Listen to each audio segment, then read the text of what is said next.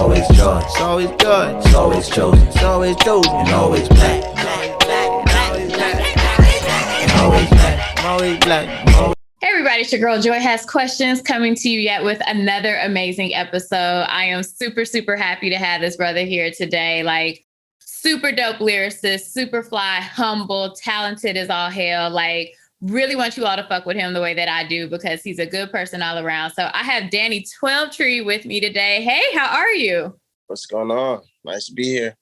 Definitely, definitely. So if anyone knows how I am, you know, I'm just going to jump right into it. So I originally met you random as hell a couple of years ago and found out that you were a musician, that you were, you know, in hip hop, and started following you in your journey.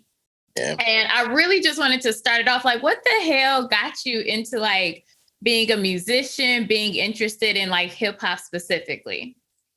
So in high school, as you know, here in Chicago, the cafeteria was always the time where a bunch of guys got together, a bunch of, you know, friends got together even, and were beating on the table and freestyling. So that was, I guess, really piqued my interest.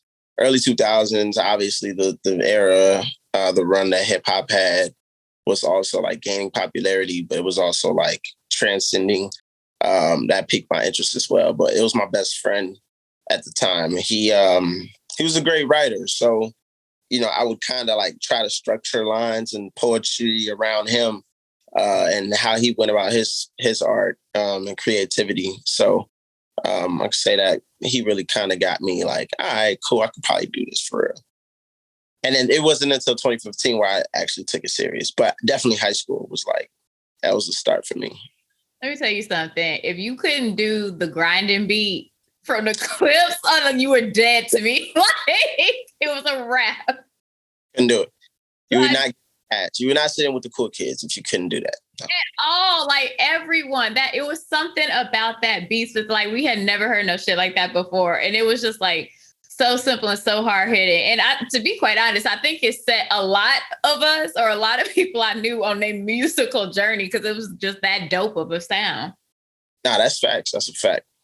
Definitely. So, okay. So having that, you know, you got that bug, I should say, or that drive coming from like a best friend and then seeing that evolve. So currently, I kind of feel like, and you can tell me your opinions or your thoughts on this. So I currently feel like when I'm looking at like everyone now, they aren't necessarily into the musicality, more so the marketing. And don't get me wrong, like marketing is super important when you are an artist because the industry you're in, you got to get people to buy into you. So how do you balance that in terms of like the popularity and knowing that it's going to come as long as you keep your grind going versus like when you see other people that lean into like, I went viral or I'm popular, but maybe they bars ain't as hard hitting?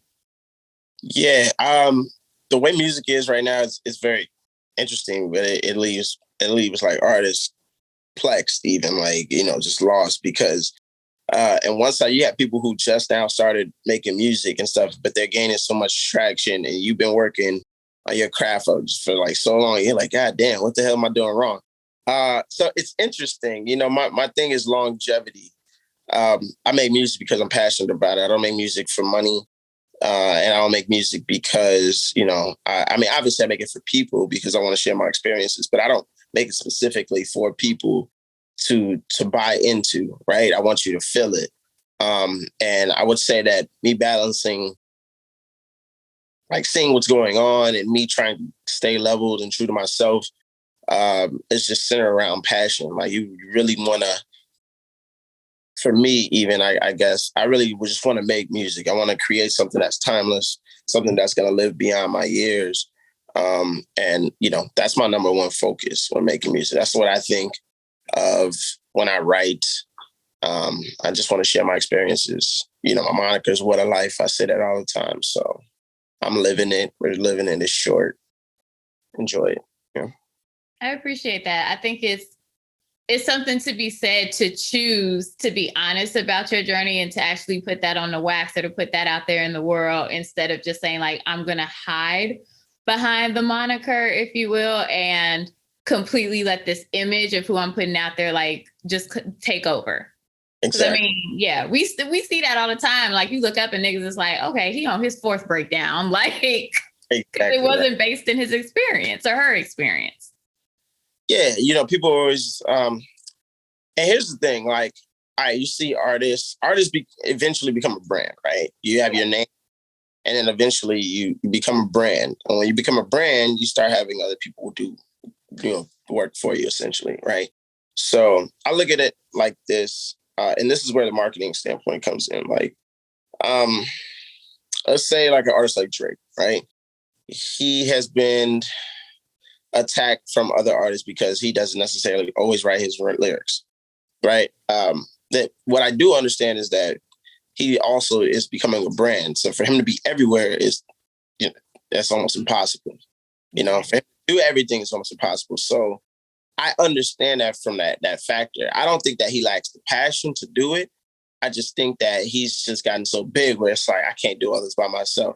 And that's different from another artist that I don't want to, you know, throw salt on or anything like that. But that's different from other artists that are just like, I want to come into the game. I don't really write my rhymes. I don't really write lyrics because I really wasn't passionate about it anyway. I'm just making a quick buck because my personality is, you know, is basically my niche. So I'm not going to throw no names out there because that's a little, ain't what I try to, I'm not sure. So. It's all peace and love. Yes. It's not, we ain't trying to bait nobody. We like, so you heard what Danny said on Joy Show. Like, nope, no, don't put me in there. Oh, it's come back to bite artists and shit back in the day. Why am I getting all these text messages? Let's mute that. Okay. I had like 2 phones, my bad. And then I have another. It's bad. I'm trapping out. Okay, yes, you were out here getting it. Okay, let me, I feel the pressure. Like, let me go ahead, like make sure I do this in the right time. Yeah. Nah, I'm joking. Keep going. Okay. But no, okay. So even when it comes then to like your current musical inspirations, I know you spoke about like how your personal best friend was like, yo, like he was kind of like pushing you. But and also I'll put it this way. I know multiple genres can inspire people. Like for me, some days I'm like Lil' Kim Suck My Dick. Like that is my like go-to for everything. I could rap that song word for word, ad-libs and all to get into heaven. Don't judge me, Jesus. But then it's like other days, I'm like, I want to listen to Cry by Faith Hill and nobody's going to say shit about it. So like, what are some of the genres like No Holds Bar that like you really, really fuck with or really help you with your own musicality? You know, it's crazy. I'm heavy into rock, or I was heavy into rock, alternative music growing up. Also, that's sort of kind of piqued my interest in, you know, like beat structure and patterns and stuff like that as well. But I throw some groups out there. I used to listen to Papa Roach, System of a Down, Nickelback.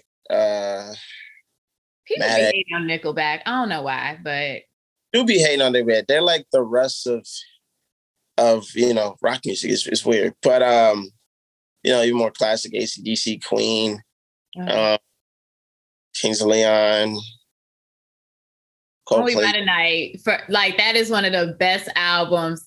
Period. Like fire. Fucking fire. Okay, cool. So much, but Linkin Park definitely. Korn was one of my favorites, but Linkin Park and Korn for sure, like 2 of my favorite groups.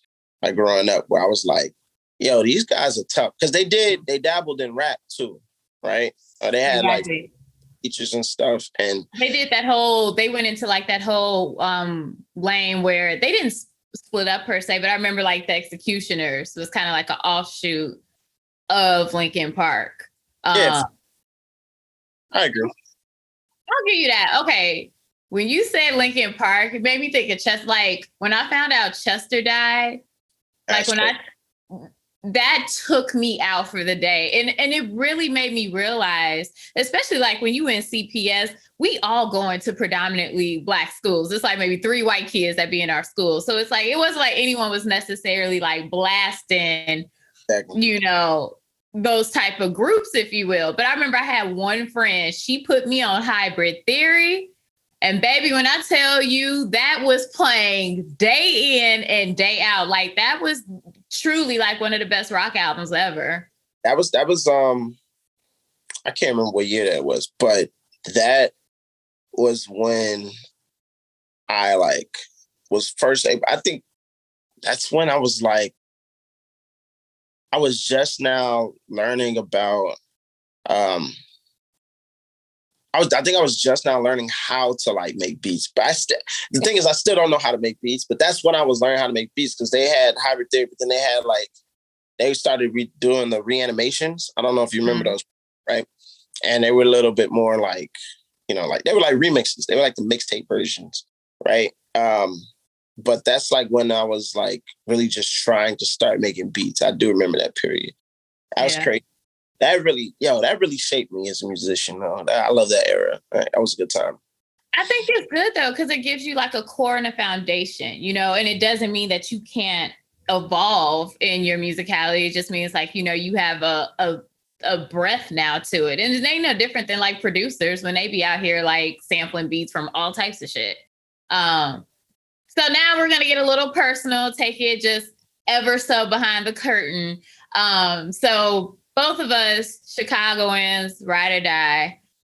Chicago is always, we know the stereotypes, the media portrayal. It very much is an eat or be eaten type of city. But at the same time, like Chicago's fucking everything. So when it comes to you in terms of like how you move, not only how you move throughout the city, but how you feel like you move within your Blackness as a Black man, right? In the country and how people look at Black men.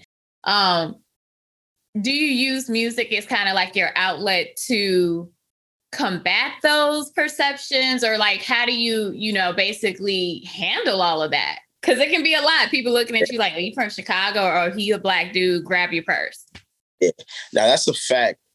Interesting enough, like outside of Chicago, everybody respects people from Chicago. It's weird. When you go to a different city, they're like, you from Chicago?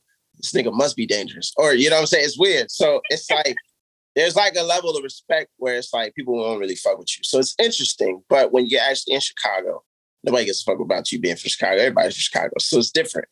But I will say for me, music has always been an outlet, right? Like I grew up not being as expressive with my peers, my friends, my family. I never really spoke to people like that. Like I always kind of just was like, I was kind of like the dude who laughed it off, but kept it bottled up. You know what I'm saying? That type thing.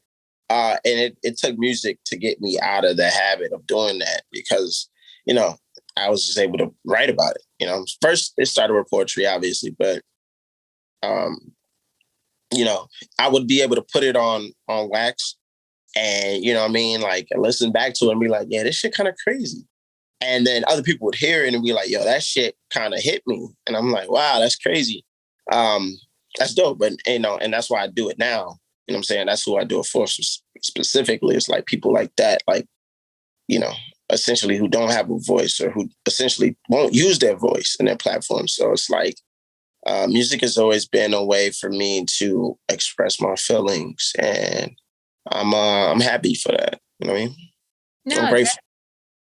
Yeah, no, I completely get that. I think it's just, I kind of feel like hearing the way you express it, especially when you say like you kept things bottled up, like it's almost like it was therapy, like it was your form of therapy. For sure. Yeah, I mean, for one, I think everybody needs therapy. Okay. I think music is good, but everybody does need therapy. I do think everybody needs therapy. Even if you feel like you're the happiest person alive, you niggas need therapy. So that's important. And finding your niche in the world is another thing. Finding something that you're passionate about and something that I guess that will exercise your mind and your body, right? Alleviate all tension and any negative thoughts you had, or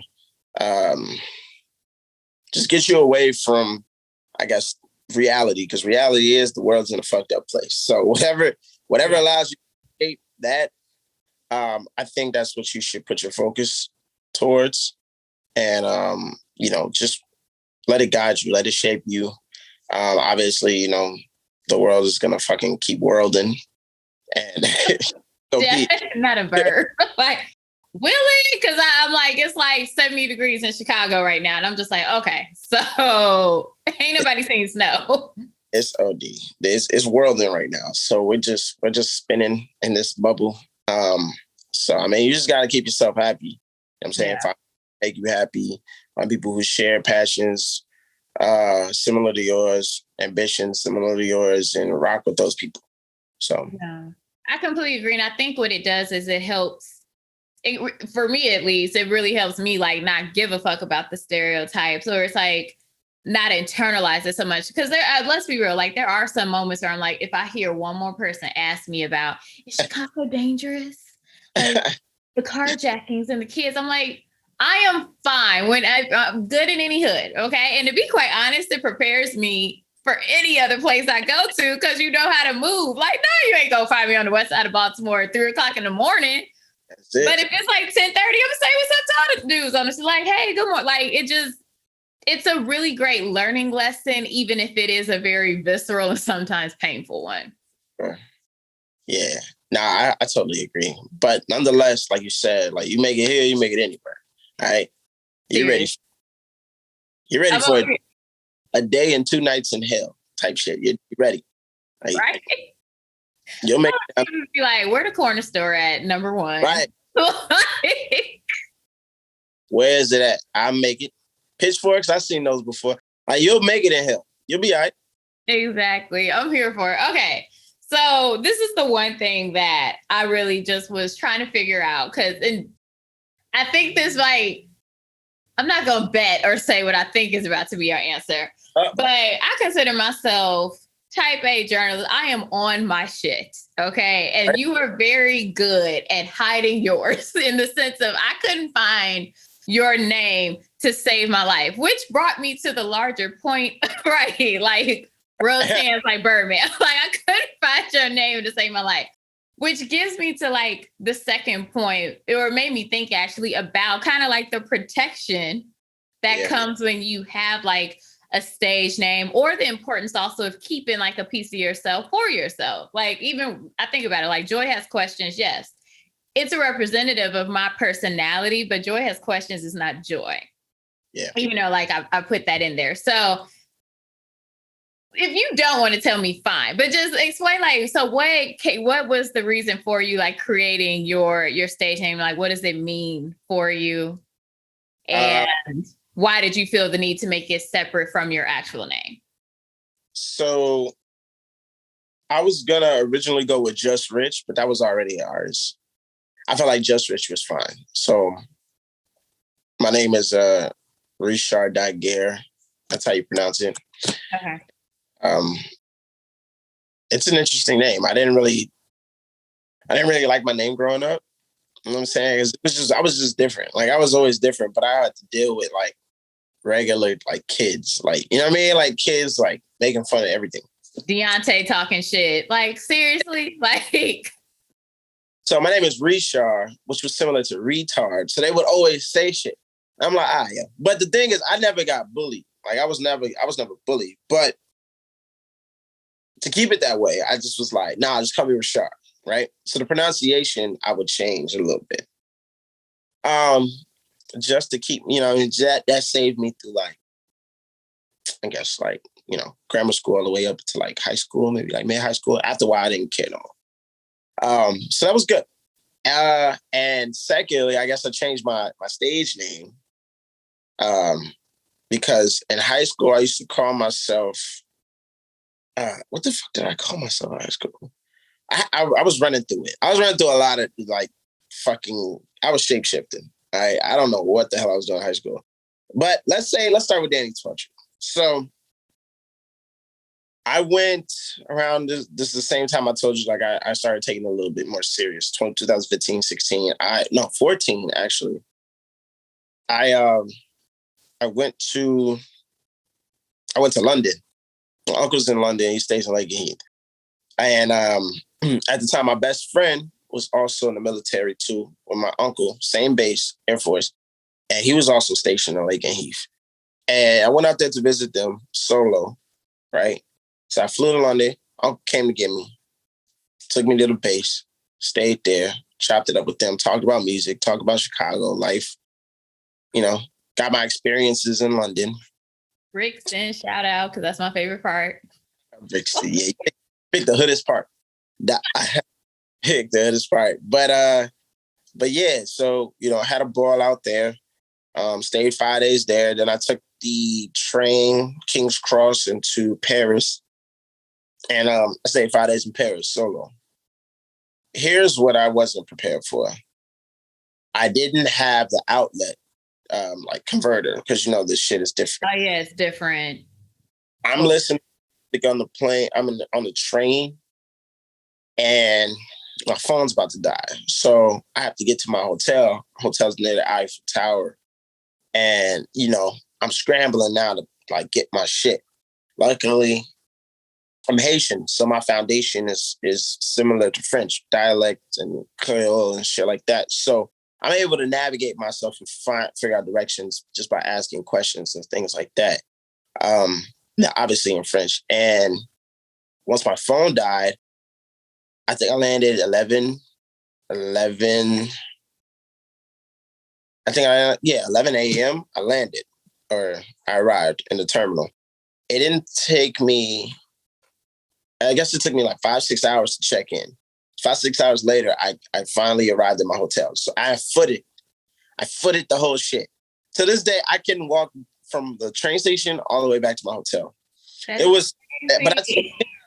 I'm glad I did. This is why I walk everywhere now. Like when I'm out of the country, I wouldn't say out of the city because I don't care. I'm taking Uber, but out of the country, I walk places because, like, I'm finding so much shit that we don't have here. Mm-hmm. So I say all that to say my experience in Europe kind of shaped that name. There's an English rugby player named Billy Twelvetree. And I remember watching. I can't remember. It was like England versus somebody. I don't remember, but I thought that name was interesting. And my uncle had a friend named Daniel Wright. And he said Daniel Wright's probably like the polar opposite of me, right? Like he's just like this uppity kind of, stick up the butt kind of dude. Like he's just like, extremely proper and shit. And the name just spawned when I came back. Like I came back with a whole new A-list because I just felt like a whole different person. Like that was the first time I ever been to Europe. And it was just so interesting. Like it was just like, yo, this shit is crazy. And I came back, I was like, yo, I'm gonna take this shit serious. And I think I just came up with that shit on the plane. I just put 2 and 2 together. It was just like, yeah, I'm gonna rock with it. And then boom, that was the ascension. That was the villain origin story right there. Not the villain origin story. No, I think it's dope that is. I'm gonna play the villain. Okay. Interesting perspective. I see you there. But you know what I will say? I think villains have more fun. The stories are always better. Like nobody cares about you dying in a lab, waking up with superpowers. That shit corny. Sometimes that's the villain story. Like they just random shit happen to them. It's more traumatic. They get like trauma. They get beat, abused, and then they want to take out their revenge on the world. That shit, it makes sense to me. I'll be honest, 2 of my favorite villains, no, 3. Maleficent, and then I know like we got to bring it back, but I'm like, Maleficent was cold as hell. Poison Ivy literally was just out here trying to save plants because humans are trash. And Catwoman got caught up in some shit because she got set up by her whole job and didn't even realize that they were trying to like be on some illegal shit. So they turned her into a bad bitch just basically. She was like not even trying to go. These are all baddies we're talking about too, and they were gorgeous. So, yeah. Selena Kyle, forever my fave. But no, I think that's something in general. Nah, but that's facts. Like you see, the thing is, the world, they be trying to play this trick on you, right? And we just want you to believe that the superhero is the good guy. It's not always the case. Sometimes the superhero is the problem. But no, I think what's amazing about you, like, or bringing it back full circle, what's amazing about you talking about what that did is almost like you left, one way, Ricard, and then you came back as Danny. Like it was a growing up in a sense, or evolution. And you also say like it made you treat your craft or want to take your craft more seriously. Definitely. So that was a huge energy shift that I think a lot of people need to have those moments to really understand, like, look, is this just a hobby? Is this some shit I just do for fun so I could, I rap? Or is it like, nah, like this is a part of my soul and who I am. So that's super dope to hear. Yeah, it is. I appreciate that. Thank you. No, totally. So moving into how you currently been fucking killing it, like I definitely was like, ooh, new songs, let me download. But outside of that, you just had the bomb ass opportunity to like open up for Dave East. I saw you like chopping it up with him. That brother is doing his thing. And then not only just as like rapping, but I'm like, he now then like went into acting. I'm like, oh, he trying to be like somebody little double threat up here. Exactly. So what was that like? Walk me through that experience. What was that like? And like, how has that like changed you or like made you want to go harder? Yeah, I mean, like people shun the idea of like just opening up for people, and I don't know why, but people really like see it as like I don't know, like some clout shit. It's weird for me. I really am interested in learning about these people, talking to these people, grabbing bits and pieces, picking their brain and shit like that. I think that shit is super dope. Stop me if I'm not supposed to curse on here because I curse a lot. Anyway, I do too. You're fine. Like I have like the disclaimer. This is Joy. So I'm about to say now, niggas here. All right, but no, so yeah, like that is that's something I like value, right? I value learning. Like I'm forever a student of the game being life, and i.e. hip hop. So within that, so me opening up for Bro was just my management working that out with the production side of the whatever venue that was. I can't remember right now. It was far as shit. Instead of West Chicago, we're thinking like west side of Chicago. There's a city called West Chicago. Right. Yeah. Yeah. Like past Rosemont? Like what we talking? Yeah. There's a city called West Chicago. It's just far. So it's like, I mean, it wasn't that far, like an hour and some change. But, we're thinking like the west side somewhere, subterranean. You know what I'm saying? Like maybe that venue. No, this shit was far. But yeah, it was a super dope time. I got to chop it up with him. My management flew into town. They know his people even because they're from New York as well. So they know a couple of his people who chopped it up with some of the A&Rs there and, his touring manager and things like that. So we're able to build connections. The more you perform, the more you meet these people, you're able to establish connections. Obviously, they're in the crowd too, or they're backstage, but they hear it. They hear the effects of the actual crowd moving. You know what I'm saying? And they want to know, like, yo, who's rocking the crowd? Who's rocking the stage like that? So, I take all that shit in stride, you know what I'm saying? And that means a lot to me, especially on this journey here. So, like you mentioned, it's definitely been a remarkable journey through the pandemic and everything. For us to even still be able to perform and make music and, you know what I'm saying, just, shift along through these trying times. So, yeah, I mean, I love it. Like every time I get up on the stage, like nothing else matters. Like I don't get fright, I perform, I wrote my lyrics, so I know them, nobody else knows them. It's just like, I get up there and it's just like, I just black the fuck out. Like, it's weird. I have a very weird way of going about performance. So I get anxious, right? But I'm never nervous. Like I get up there and I like to talk in front of people. So I get up there and once the beat drop, everything just like slows down. It's weird. It's like some movie shit. I got to do music. I get it. I have my parallel moments that, but no, keep talking about yours. I'm thinking like on some movie shit. I can't even think of a movie right now that was like that, but like everything just like obviously wanted like when Angela Jolie, where they're like the assassins, and it's like everything when they're doing it, it's like in slow motion for them. Yeah, even the Matrix or some shit. Like, you know what I'm saying? When Neo finally arrived and they had that big ass shootout in like that little banking area. Like shit like that, it was just like, all right, yeah, I'm about to murder this shit. So I enjoy it. Obviously, we're working on getting, bigger to where we're trying to do our own fucking tours and shit. But the journey it's been long, but it's definitely been rewarding. Like, this is my it's my third time now being paid for a show. So, starting to get paid for shows. Yesterday's price is not today's price. Like, let that stock keep going up. Let it keep going up, yeah. So, yeah, I'm having a ball. I think that you hit on something that is super important. It's the fact of like, it's the relationships and the connections that you're making.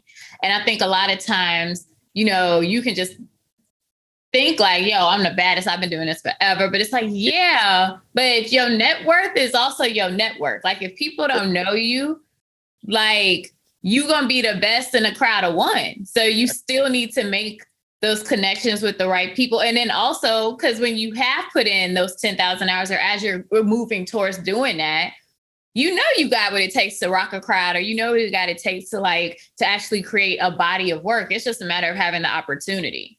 For sure. I mean, but you got to put yourself out there, right? So True. A lot of people don't want to do that. I'm gonna dial it back and stuff like that. But you don't get no exposure by not being on the field. You don't get no experiences, right? It's like playing a fucking game in the NBA. Like if you're on the bench, you're gonna learn about niggas. If you ain't out there, you're not gonna know. Like, you know what I'm saying? You gotta definitely stuff out there.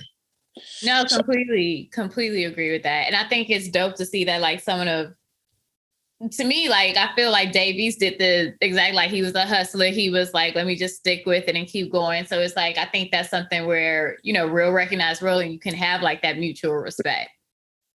So hey, peoples, man, we chopped it up briefly about music.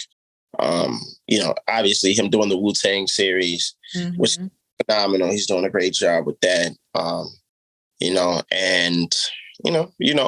We're destined to see each other again. Like I'm always in New York because, I said my management's out there and, family's out there. So I'm always in New York. I'm always on the East Coast. And it's just like what I was saying. It was just like you keep showing face in the amount of circles, people are just going to start to ask questions about you. Like, yo, who the fuck is dude? I keep seeing him. So definitely. That buzz build, I'm like, I'm here for it. Okay, so just moving into this then. So is this, with everything that goes on, like we, being young, being popping, you out here like trying to focus on your goals. Like, how do you balance that with like your personal, not even just from like a dating aspect. I mean, like, period. Like, you still somebody's son, you still like a family member or friend. Like, oh, what happened? How do you like show up for everyone? Sorry, I got a call. Oh, no problem. For me, it's very easy. Like, I always answer my phone. You know what I'm saying? Just send me a message, just reach out.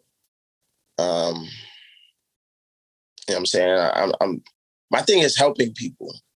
Like I'm a big put people first type of thing. Like I got that from my parents who grew up always having to share. So that's not really hard for me. You know what I'm saying? Talking about some relationship stuff, like girlfriends. And then it becomes like a little bit more challenging, right? Because I mean, relationships, that's constant work. With family, it's a little easier. It's like, yeah, you need a favor, all right, cool. Make sure you have this back, blase. Okay? Let's go about it, doing our differences. Or, I do shit out of the kindness of my heart all the time, just as you would in a relationship. But it's a little bit more challenging than that, right? Relationships are very hard. That's why I'm single now. But yeah, yes, because your family it's kind of like the built-in trust, or like the baseline trust level. I don't have to like worry about getting to know you, period. And then on top of it being like, am I playing myself? Am I being vulnerable? It's like with your family, it's like, nigga, I don't care. Just bring my car back in one piece. Bring my shit back. Like, that's it. Like, if you can't do that, you can't do nothing, my nigga. But yeah. But yeah, you get it. No, it makes total sense. I call it, my friends make fun of me for it because they were like, girl, get it together. But I'm like, this is why I eat kale and mind my business. Like, I just focus and be done with this. So no, I get it on that end. Kale is fire. I'm a kale fanatic. I'm a kale fan. Kale salad. Let me fuck your head up real quick. Talk to me. I figured out, because I was spending so much money at Whole Foods, especially one in Hyde Park, because they be taxing like hell. But I really love like the kale chips. And I was like, I can't keep doing this. Like, I understand, like, yes, I'm at a certain place in my life, but there's still like the little black girl in me. It's like, you need to take your ass to One Stop like you did as a child, because ain't nobody got money like this. But I figured out a way you can like bake kale and make it taste just like them kale. It's fucking fire. You wildin'. You couldn't tell me nothing. I was like, so I am the baddest bitch that has ever lived because I figured out how to do this. I'm crying. Yeah, I'm gonna need the kale chips when I pull up to Be More. So What? Look, it is better to spend the $10 for a bag. Inflation is real out here. I got you. So moving into like your goals of what it is that you're trying to do, like going forward, right? Like how you see yourself progressing, not only as an artist, but as a man, you know, how do you find that like intertwine? What are some like things that you are really looking forward to in your future? Property, owning a lot of it, is super important right now. I'm exploring the NFT metaverse realm. Get on it. Yeah, my little brother, he's big in that. He's very knowledgeable about stuff like that. He's starting his own NFT, I think, clothing line and things like that. Really? Shout out to him for that. My family's already in property, so I'm surrounded by it already. And we're definitely trying to just connect the dots here. So that's definitely something we got going on. Obviously, music. I want to continue traveling, but considering the state of pandemicness or whatever. I don't even know if that's a word. I just made that up. But, I don't know. We're about to see what the fuck is about to happen. Yeah. Fucking vaccines aren't working. I don't know what's happening. I'm so lost. But yeah, it's pretty sure nobody respected Miss Frizzle. Like we all watched the Magic School Bus and then everybody said, fuck her and just did what the hell they wanted to do. And look at us. Look at us now. Fucked up. Right. We didn't listen to none of those niggas. Bill Nye, Bill Nye has stopped talking. Like Bill Nye, Neil Tyson, DeGrasse, like the real ones ain't even tweeting them. Or they're like, look, I've done all I can do. Y'all niggas got to figure it out. Exactly. That shit's crazy. That's crazy. Yeah, they left us. It's cool though. I understand. But yeah, those are some of the goals I got. Definitely exploring the NFT shit because that's major right now. Mm-hmm. And trapping, Still out here in the bando, making a way. No, I got you. Also, Joi Has Questions media does not condone. No, I'm kidding. I'm messing with you. We out here banging on Joi Has Questions. Exactly. Be like, not that we all. So apparently you had one of the king. No, leave me out. I'm kidding. But no, I think that's super. We are just in a space of like our humanity has completely just like jackknifed off of a cliff. And I think now more than ever, you really have to be right with your soul and like who you are as a person. I think like gone are the days where people really are giving a fuck about like success from like the standard of like, what are you doing with your job? Or are you showing up as like the rich auntie? I aspire for none of that. I aspire for like, are you a good person?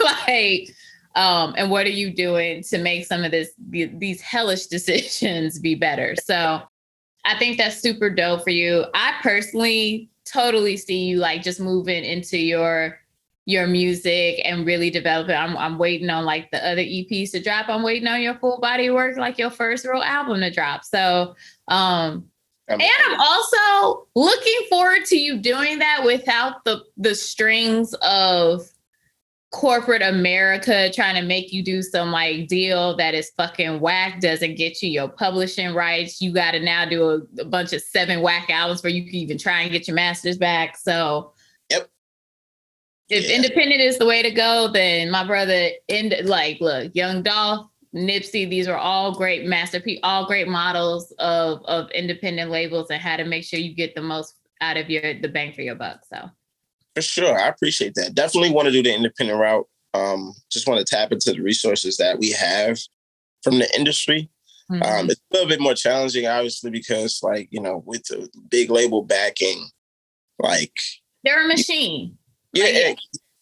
Essentially, you're able to do anything and everything. So, it just allows you to pivot, through the industry a little bit more differently than you would independently. You're competing with placements on playlisting and placements in TV, radio. It's like it's weird, but everything's being paid for. So it's like if you're not able to pay for that, which is a lot of money, then It's probably a lot of overhead. Like, yeah. And you do have to balance it. So, but I'm just saying, like, in general, like, that is the ultimate goal. I want to see you like thrive and prosper. You are one of the few unproblematic Black men. I'm like, come through. You ain't never see this nigga no scandal. Chicago media takeout ain't going like, did you see what he did this week? Like, I salute you. So wishing you nothing but the best. And thank you for taking this time to talk to me. Appreciate it. Anytime. We got to do this again. Matter of fact, we'll do it again on our platform, the What Up Joe podcast. Shout out. Yay. I would love to. Thank you so much, love. And then everyone, I will see you all next week for another episode of Joi Has Questions. It's always joy. It's always good. It's always chosen. It's always chosen. And always black. Always black. Always black. Always black.